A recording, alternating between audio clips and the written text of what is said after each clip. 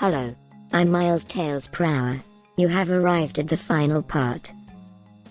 Before showing the two movable pistons, we'd like to tell you the relation of these pressure units.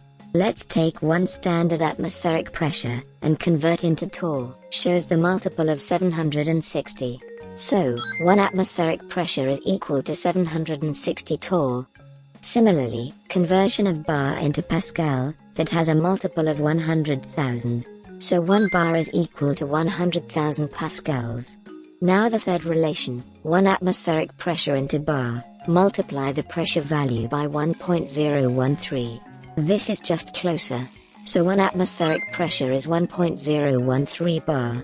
Finally, the fourth relation, converting pound force per inch to, or psi, into pascals, you'll need to multiply by 6,895.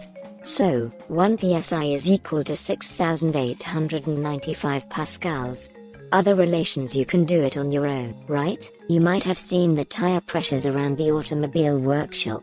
Narrow tires need more air pressure than wide ones. Road tires typically require 80 to 130 psi. Mountain tires require 25 to 35 psi, and hybrid tires 40 to 70 psi.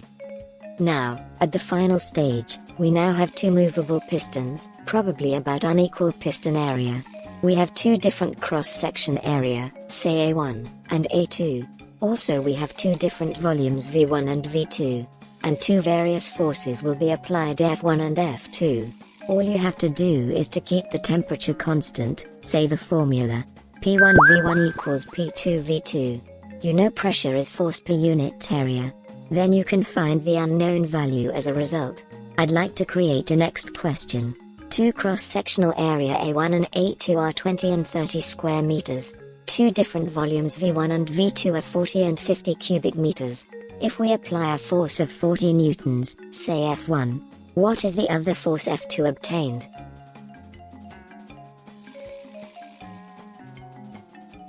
The answer is 48 newtons, as in terms of F2, if we apply the force downwards, other one will rise up. Also, if you'd like to get the volume constant, say, P1 by T1, equal to P2 by T2.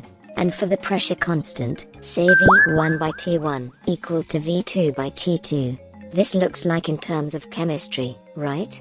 Where Amy Rose had taught you.